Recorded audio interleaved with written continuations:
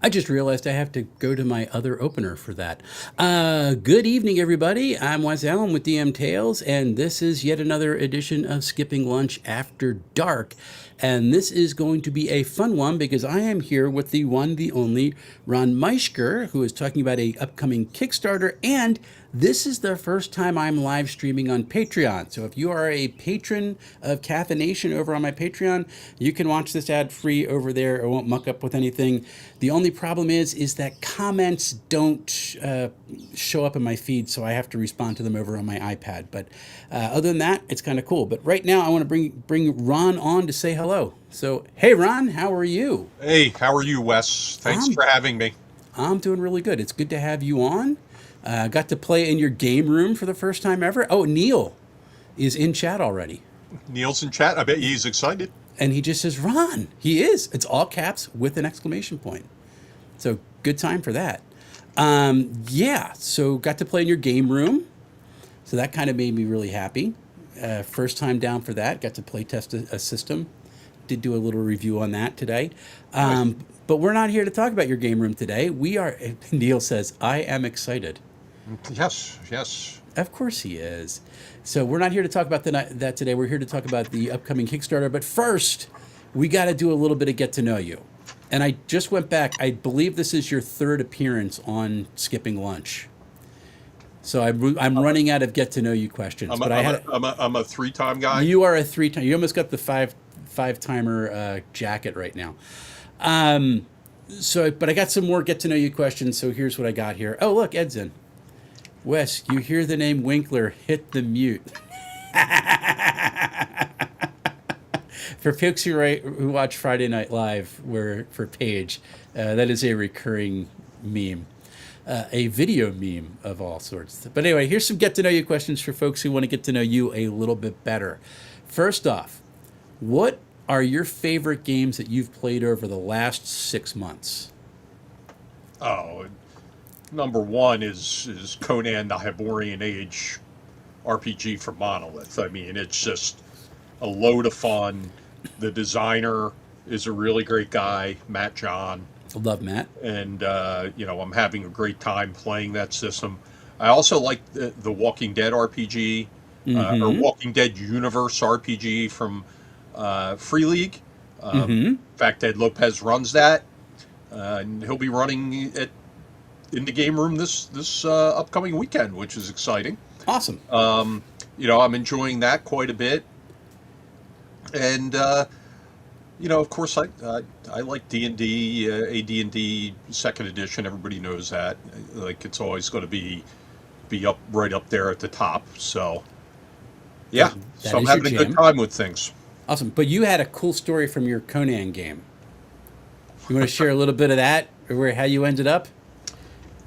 Um, yeah, I don't know. I don't know if people are really going to be interested, but I'll tell you that it ended up with a 50-foot running leap over the edge of a balcony while streaming behind a loop of rope to try to catch it and then tumbling the final 20 feet.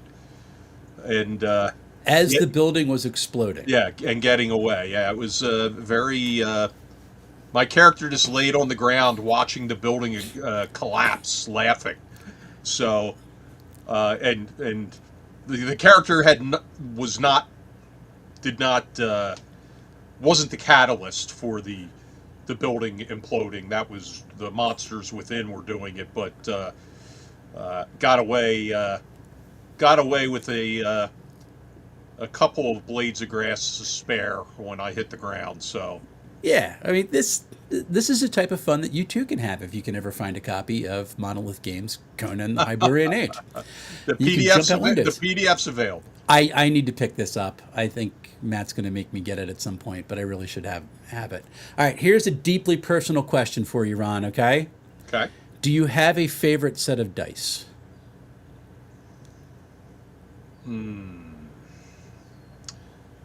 Um, I'm a big time dice collector. Okay. I love collecting dice. Um, I have some go to dice, like when I'm, playing D&D. Uh-huh. That is a mixed set that I put together where the 20-sided dice are all dice from Torg box sets What you have on your shelf. I saw it the other day. in shrink wrap. Is it in shrink wrap? I didn't even get close to it. I, Okay. I found that in the wild somewhere recently. We're going to get to a question about that soon, but okay, cool.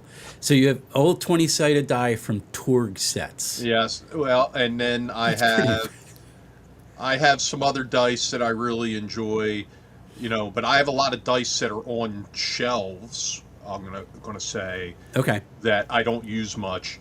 Other 20-siders I use in my D&D games are I like second generation translucent armory dice, Okay. which means the 20-siders are 1 through 20, not 0 through 0 9. through 9. Okay. Those would be first generation, and I have a huge collection of first generation armory dice. But I actually use second generation armory dice when playing D&D. I have a lot of fun with that. But you know what? I have some other dice I use. When we're playing Conan, I've got the Conan dice. We're playing The Walking Dead, of course, we have the Walking Dead dice. Gotcha. I like fan rolls, like silicone dice.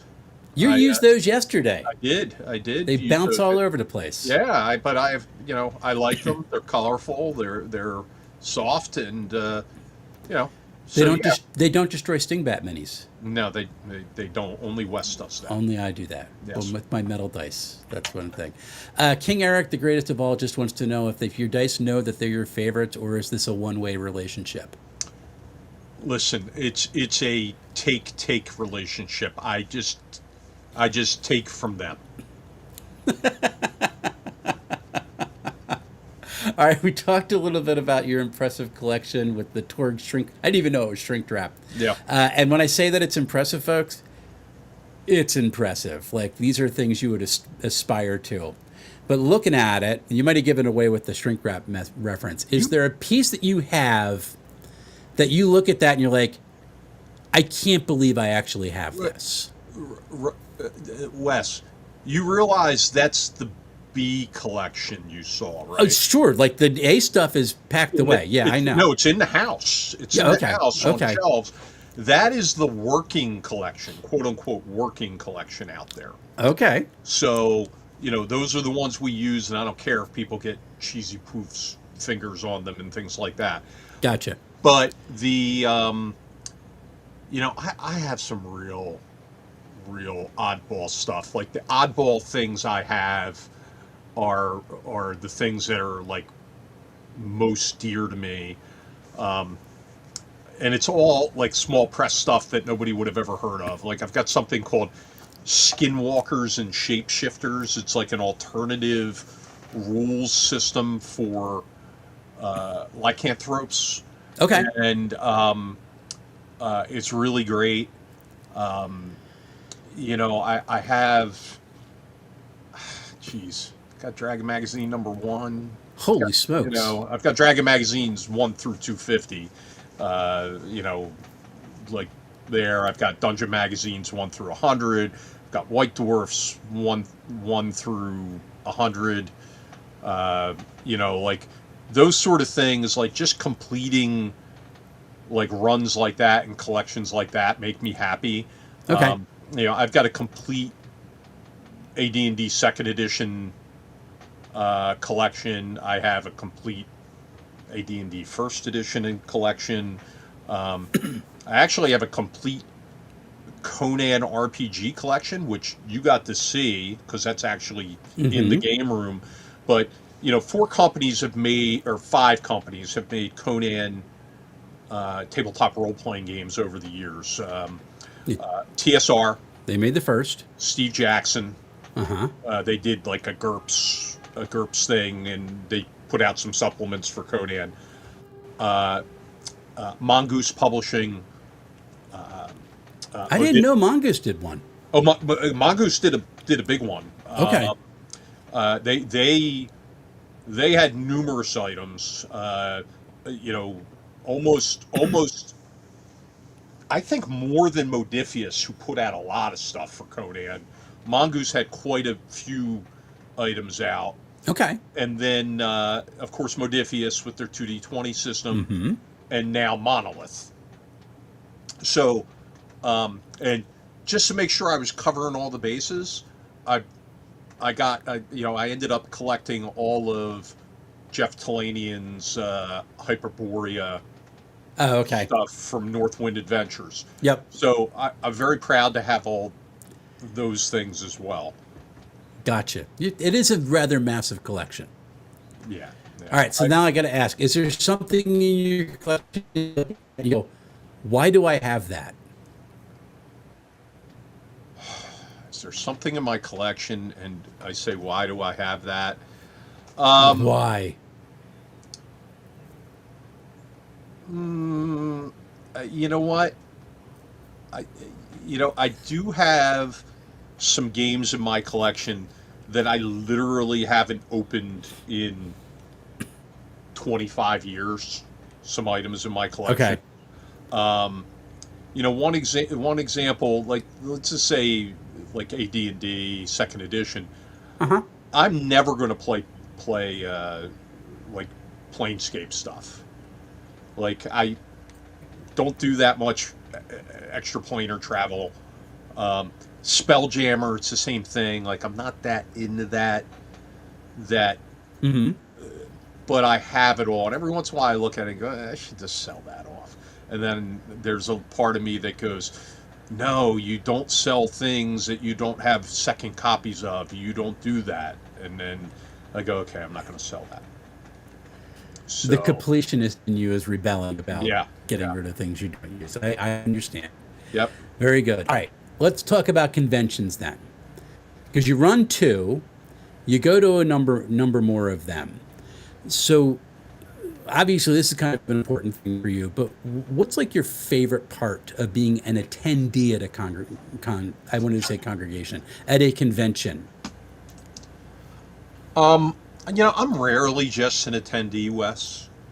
I do so many other things at conventions, as you know, from EcclesiaCon. Like I jump in and I try to help out wherever I can and do things. But I like to shop through the vendors. I like to go through the vendors hall. I like to see if I see anything that interests me. I like conventions that have flea markets. I like conventions that have auctions for those reasons, especially collectors' auctions. I'd like to believe that I put a nice dent in the Game Hole Con collector auction every year, and of course, at Page we have a big collector's auction that has a lot of great stuff, and I do bid in that, even though I'll hand that off to one of the other auctioneers, and I'll go sit down in the crowd and bid for a little bit.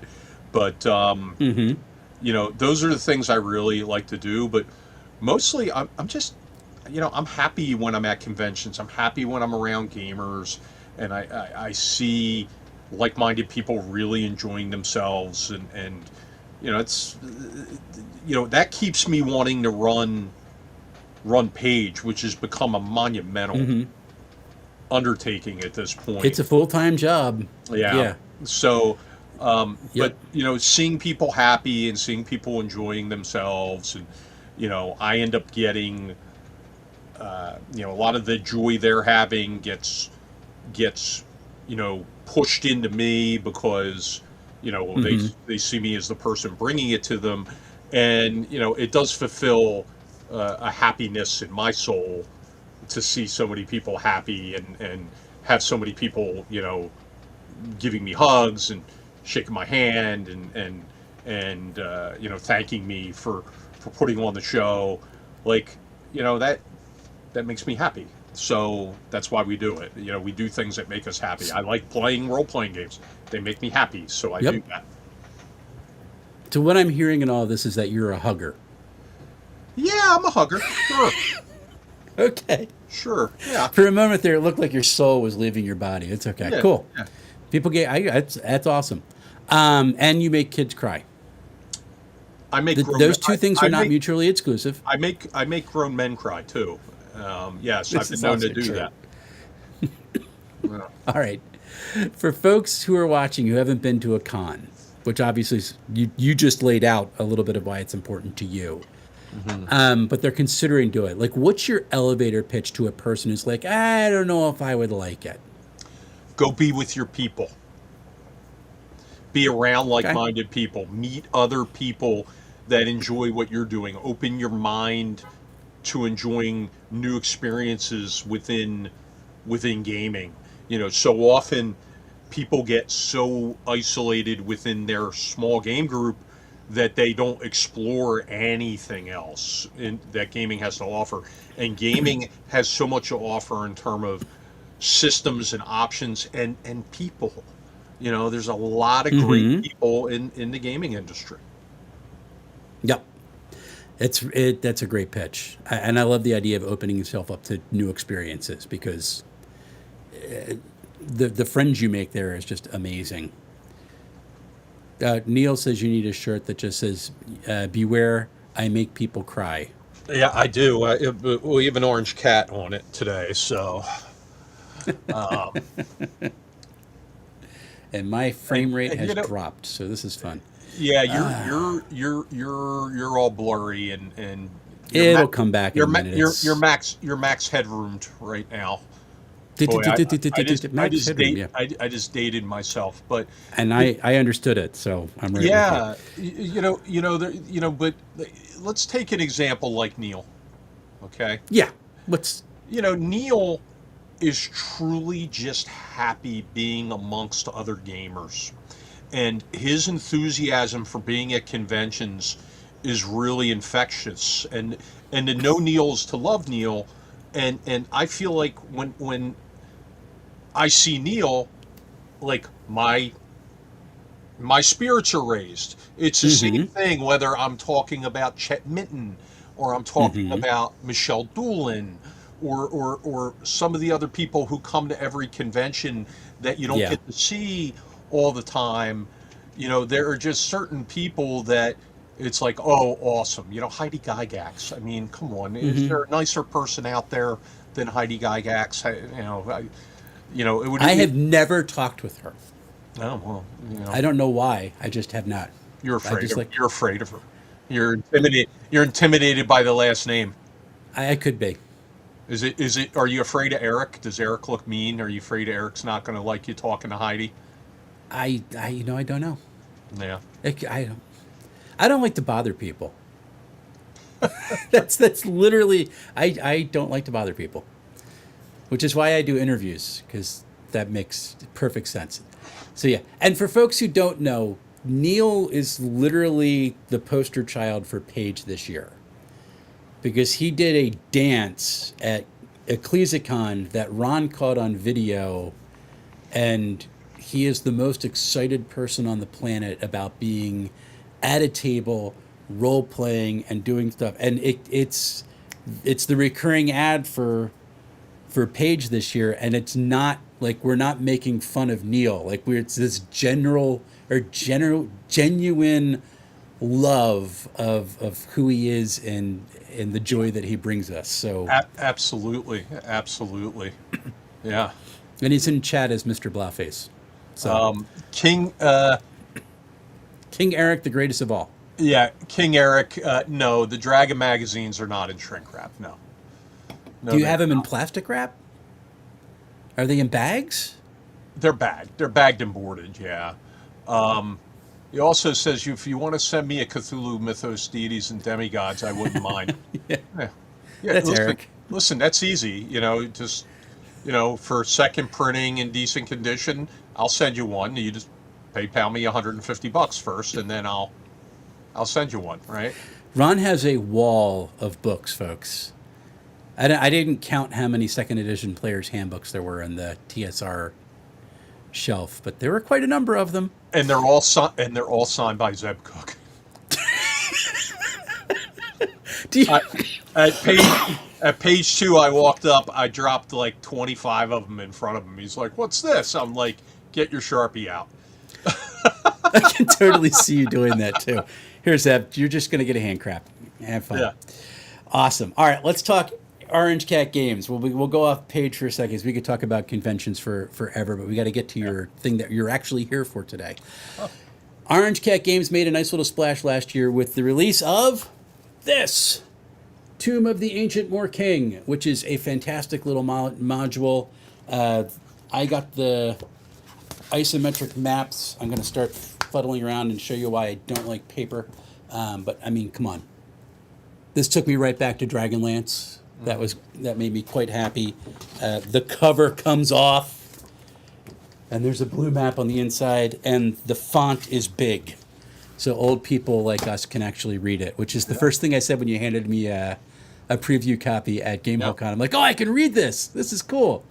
All right, so now it's been out in the wild for folks. I think is fulfillment done now, or is it almost done?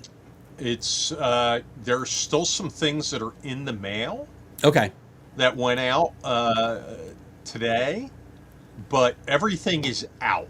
So Okay. So yeah, it's not sitting in the office anymore. It's out. it's out. Yeah. All right, cool. But it's been out. Have you heard any feedback from people who have run it at this point? Oh yeah, yeah. I've only heard positive. I've only heard positive feedback on it. Okay. It's meant to be played in a session. Right.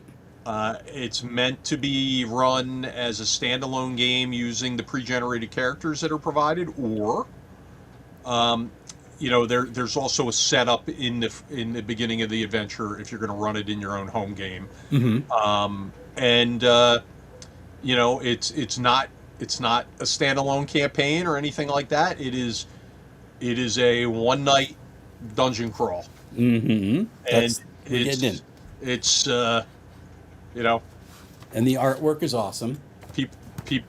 Players, and it's not a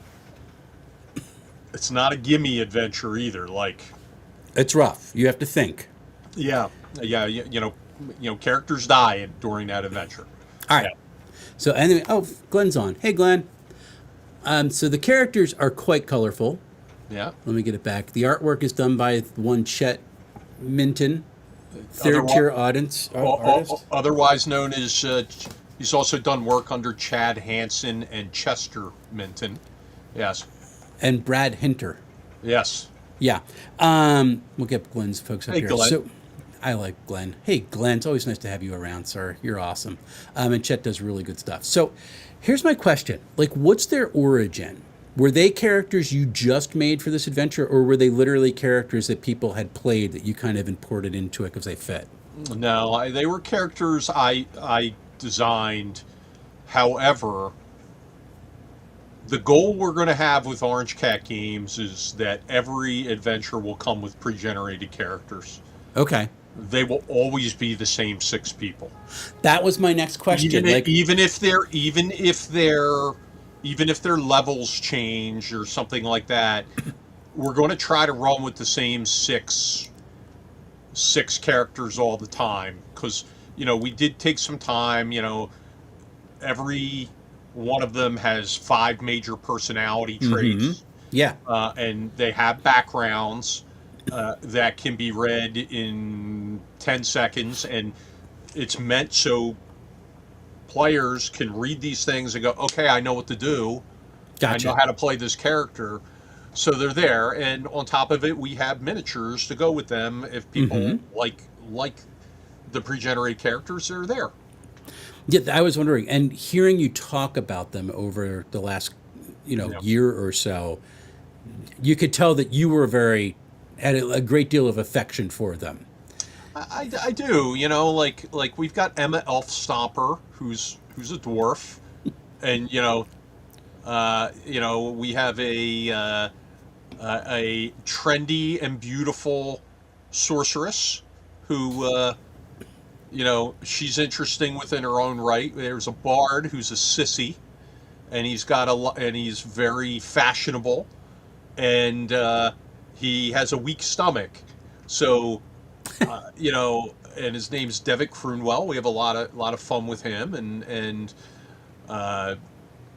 there's Trondor Trail Treader, who's a ranger, Uh-huh. and he's fun in his own right. And we have a priestess by the name of Delphina who's uh, worships the goddess of luck, or Lady Luck, and Uh-huh.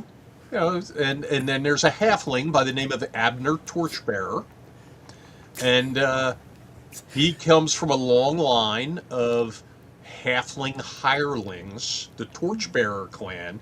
But Okay. he is bound and determined he's going to break the cycle of being a hireling, and he's going to be an adventurer in his own right. There you go. I love the idea of having a series of adventures that's almost like an anthology for the same characters. I think that's a lot of fun.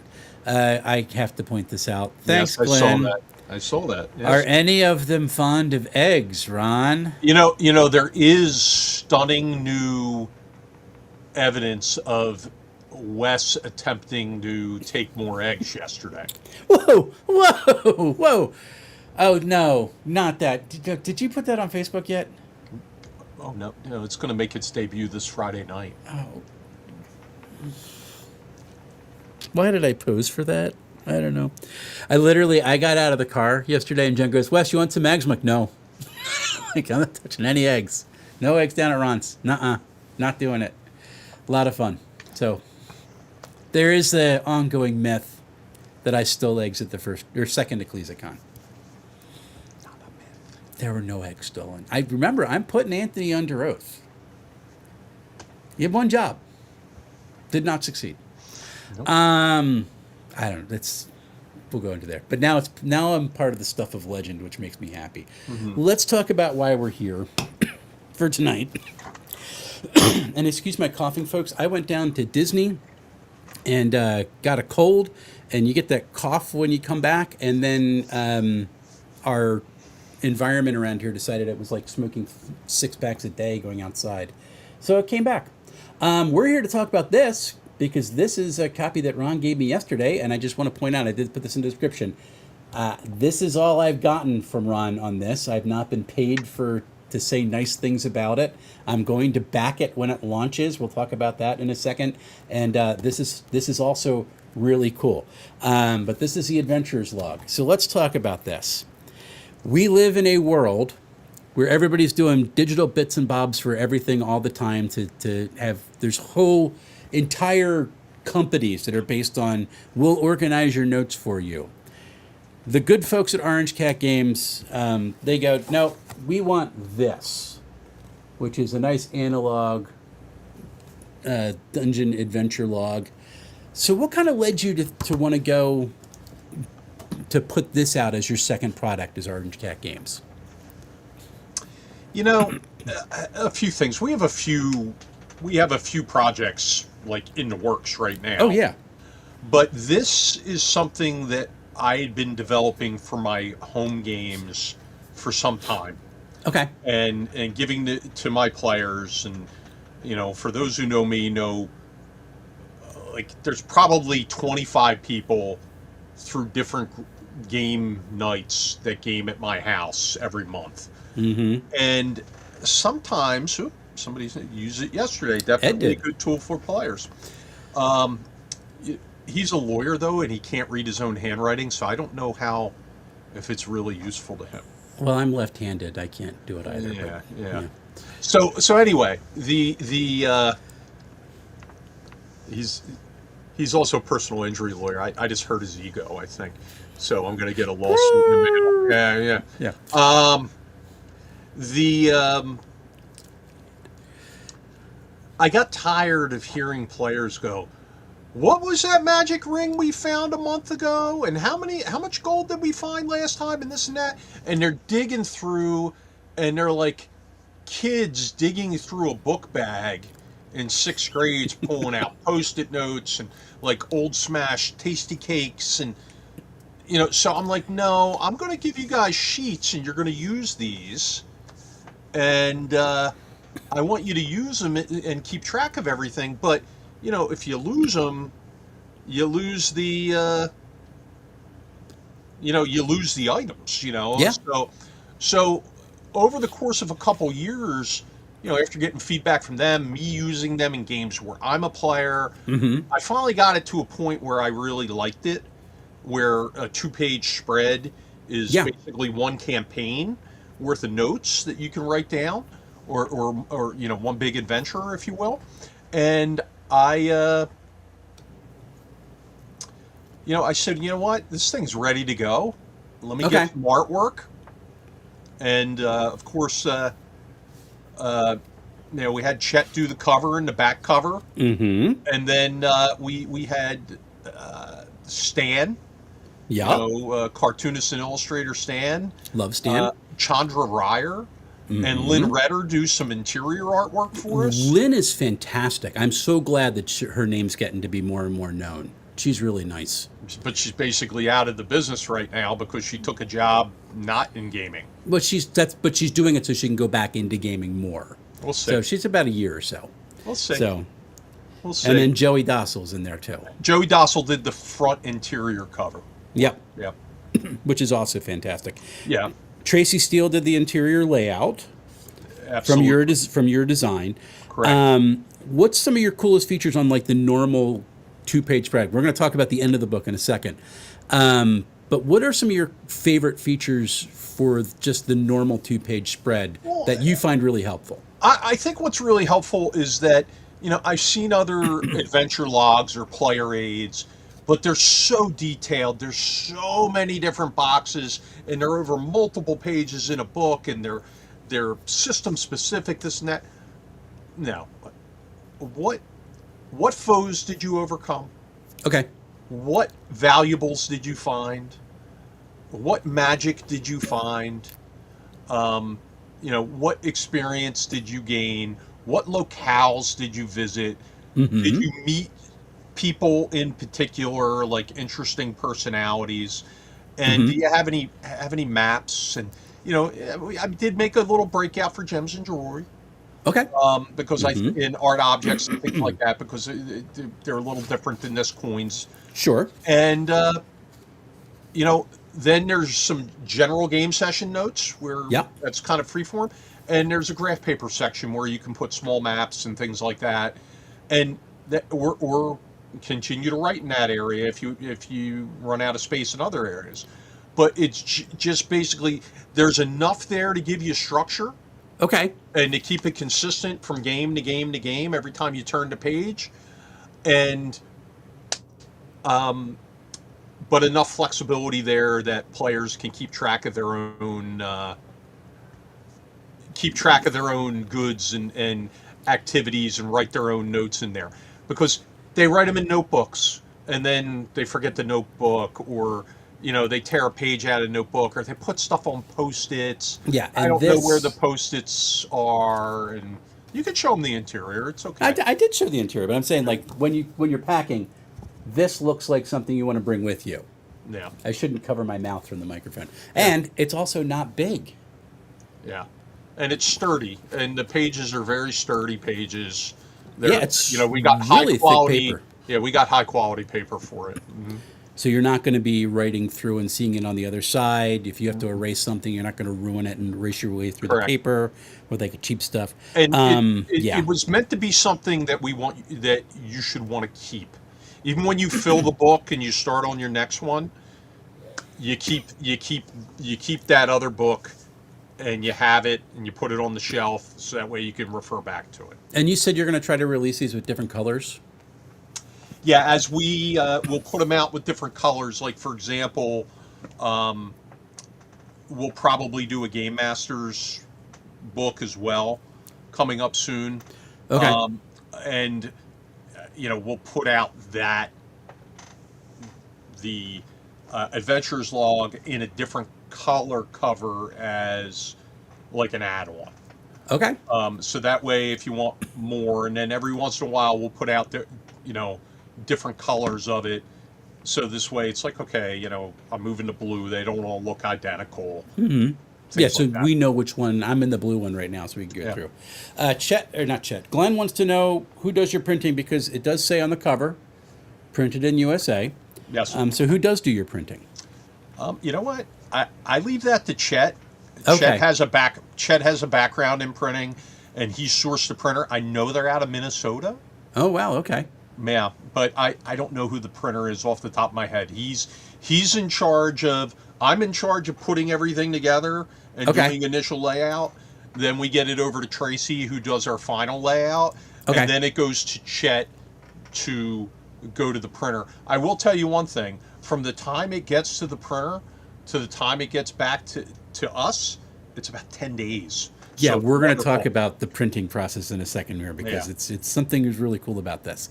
All right, so this is a really neat tool, and I think it's hitting at the right time because, especially with a lot of the backlash, I've got everything going like AI will do this for you for everything, and people are like, I want to actually own things again. Like this is a perfect time for this, this type of analog stuff. I mean, that's ironically, that's why I got my e-ink tablet, so I can just handwrite my notes and like they belong to me. I'm not putting them somewhere else. It's really, really cool. And you have a Kickstarter. The link is been scrolling below us this whole time, but also the QR code is in the corner below the chat. It launches tomorrow. Nobody point out that Wes misspelled adventure. In Where? his adventure log. I did? Adventure. Adventure. Did I really? Log. Adventure log. Oh, okay. I'm terrible. It's okay. It's okay. Oh, I did that. I was doing that. I can fix that.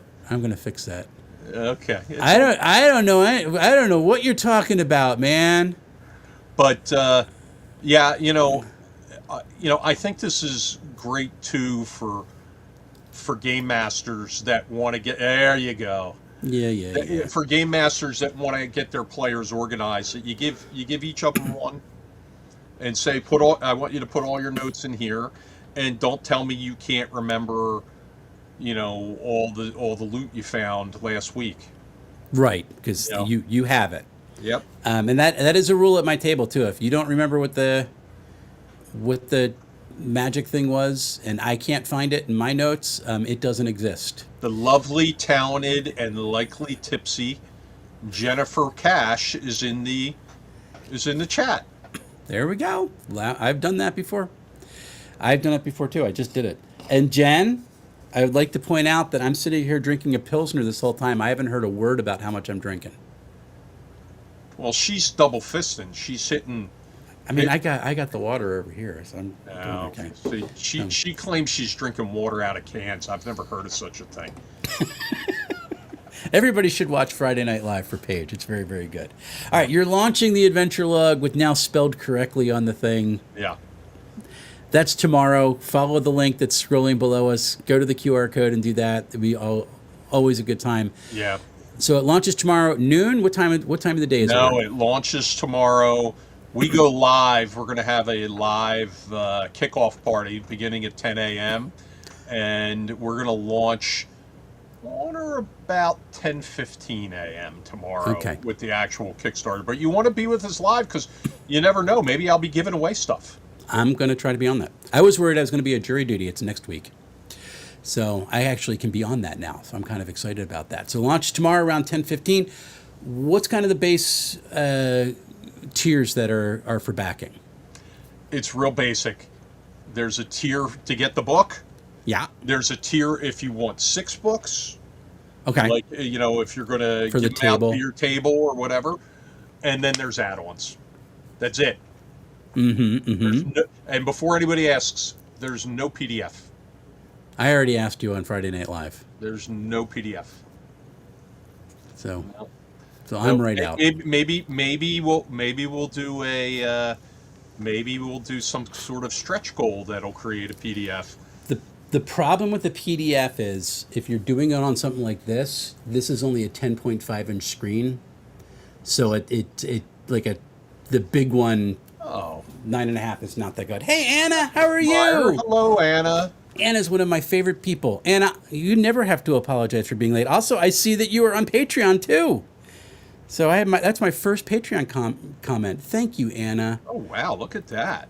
Anna flaunting the new Greyhawk work money going on the Patreon. She was one of my first backers when I restarted the Patreon. Very nice. And I will tell you that I met Anna in person for the first time at Gamehole Con. She knew who I was, which floored me. And I could not ask for a more gracious, kind, and informative person to be in a conversation with. He's just really, really, really cool. Then do ebook. Wow, I can't write in an ebook, man. What are you talking about? So, so Anna is awesome, and everybody should go try, Yes. go look at her Greyhawk map because really, real cool stuff. Yeah, she's the best. Absolutely, love you, Anna, and I mean every word of that. You are, I will forever be a fan.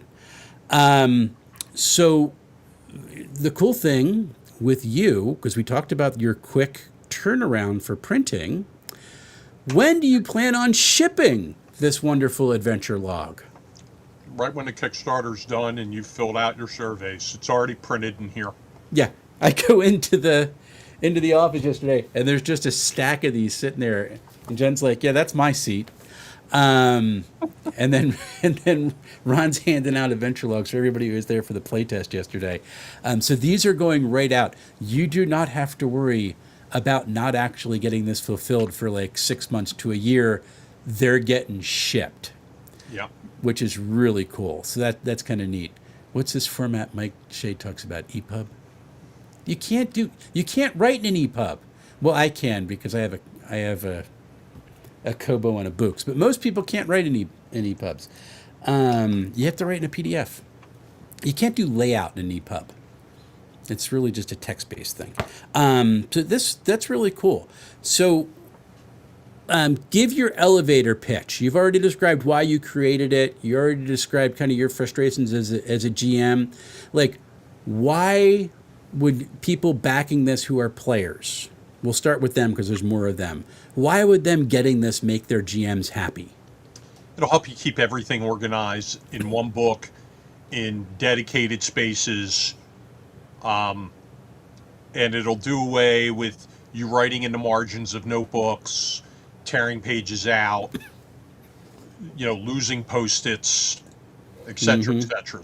It's enough, I wanted to make sure that the book was significant enough, physically significant enough that, you can be proud to put it out on the table, that, it's not some flimsy piece of junk that, we had mass produced overseas or anything like that. So, Yeah. It'll help you stay organized. Yep. And it really will. So, and for folks who have the nostalgia bug, I mean, this looks like an old TSR adventure. I mean, it's got the little catalog number up here. It's got the banner. So really cool stuff. And we didn't even talk about the cool thing. And people are talking about EPUBs in the back. I will talk about why EPUBs don't work for this in a second. I'm going to finish with Ron first. What's this in the back, the last page?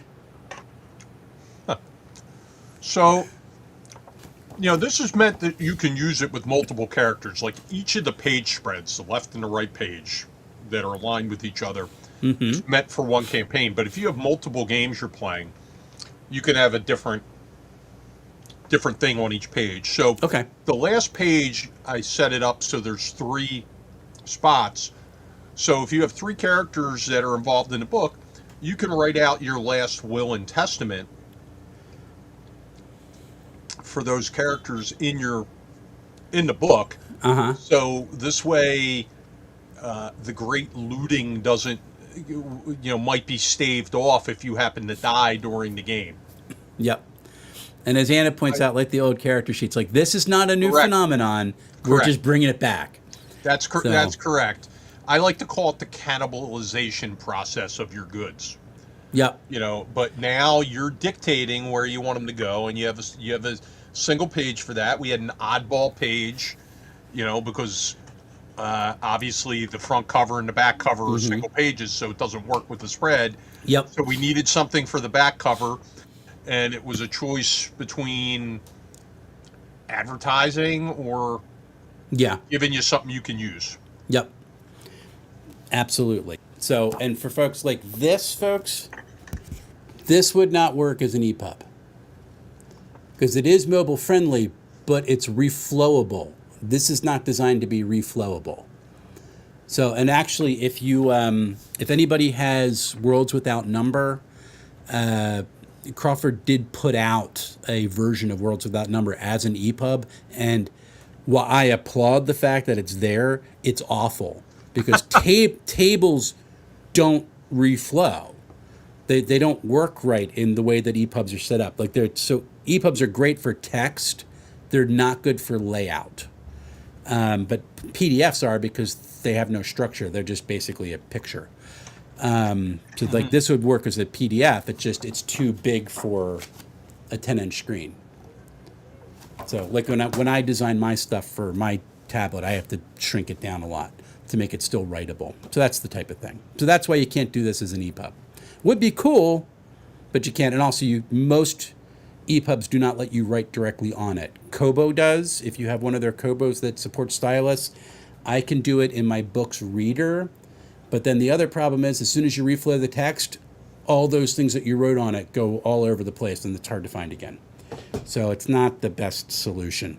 PDFs is the way to go when you're writing on something digital. There's something else to be said about writing things, as opposed to having them on a tablet or having them on your computer, right? Yep.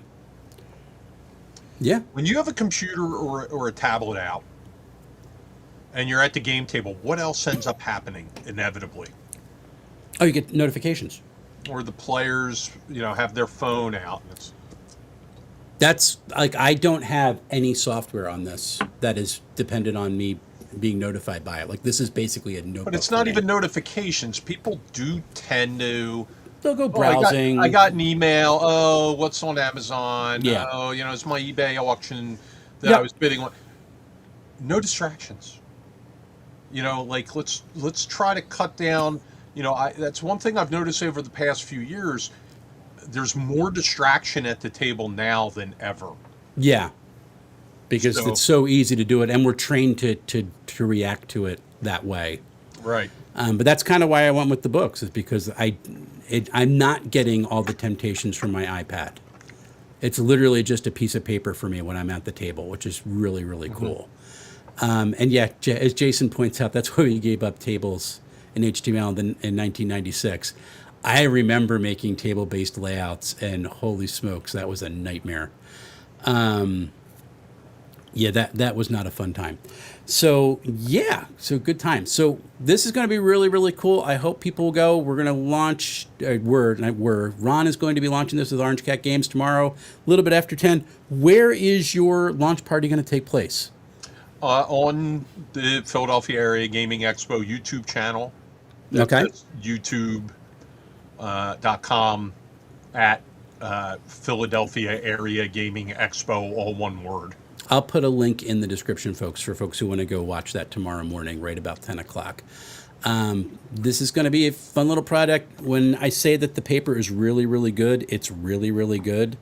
And it's saddle stitch, so people who are left-handed like me don't have to worry about the spiral when you're writing on the one page, because you're not hitting it. Really good stuff. So if you're interested, you want something analog to do your adventures notes. Yes. I'll do a scroll by. The Adventures or Venture Log, Orange Cat Games Accessory number 1, or ACY1. Why ACY? I don't know why it's ACY. That's a good question. All right. I thought there's going to be some grand theory behind it. No, it's ACY, accessory. It's okay, just accessory 1. Yeah, I didn't want to do AC1. Okay, because that's an old dungeon module, isn't it? So very good. They are, but ACY, of course, is Atlantic City International Airport. This is also true. Yeah. All right, so one last thing as we go, because we're getting into August and con season is going all around. Where can people connect with you in person over the next couple of months if they want to? Next, they'll be able to see me at the 20-sided Tankard, which is a convention being held by John Harford from Fox and Board Games in Bensalem, Pennsylvania. Yep. At a brewery. What's the name of the brewery? It's Broken Goblet. Broken Goblet Brewery. After that, looks like Orange Cat Games will be up at ShireCon. Okay. In Connecticut. I'm a special guest at Katahdin Con in Maine. I would have loved to have gotten up for that. That looks like it's going to be a blast. special guest there. I'll be at GameholeCon. Uh-huh. Where else will I be? Is that it? I I think that don't know might if be you've it. heard about it, but there's this little thing called Page. Well, that's in January, Yeah, so it's next year. So, but yeah, it's coming up. 6 months away. Six That's months kind of away. that's kind of crazy. All right, one last question before we go.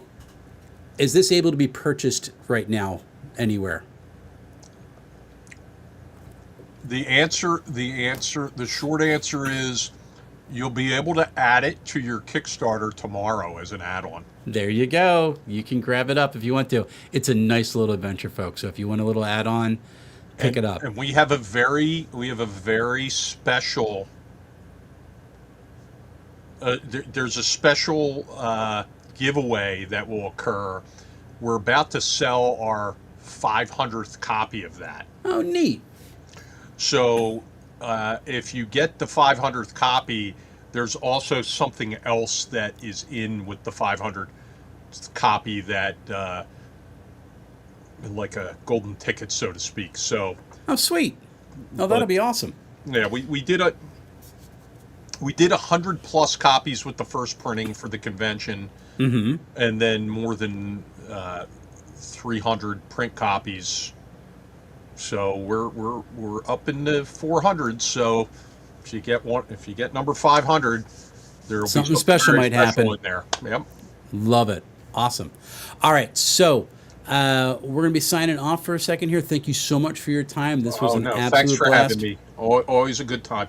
Ron, I always like having you on. You know Yeah. that. And thanks for letting me come down and play yesterday. That was a blast. Of course. And we'll be talking with James soon on here because Crows, which is NCDM's next game coming out, looks like it could be a lot of fun. Stick on. I'm going to say goodbye to people by myself. All right. And but stick around so I can thank you very properly. Okay. I'll you be got right it. back.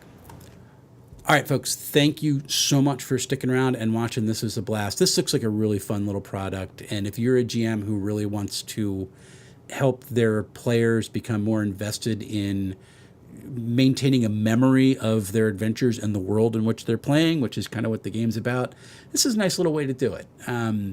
Encourage people to really become part of the story that way. Coming up on my channel, I literally am just finishing up the touches on my review of the Cypher character rulebook, which is out for PDF for backers right now. It is in pre-order for everybody else. It's a really interesting update to the system. I have run it now twice with the new rules. I like a lot of what is in the new version of the game. Couple of critiques of things that I thought maybe are a little bit too much of a shift, but really overall very positive. That's going to go live tomorrow. And it'll be on live for my patrons and for channel members tonight. After that, I have just finished reading the book Out of the Box, which is a history of Swedish role-playing games, which is really, really cool. The Book of Magic for Dragonbane, and I am working on reading through the rest of Shadow West at this point by John Harford from Fox and Board Games. Really interesting take on the Shadow Dark system in a Weird West. A lot of cool stuff, including I'm going to have some interviews that I have to get onto the schedule, and it's going to be a lot of fun. And until we see each other again, folks, happy playing, everyone.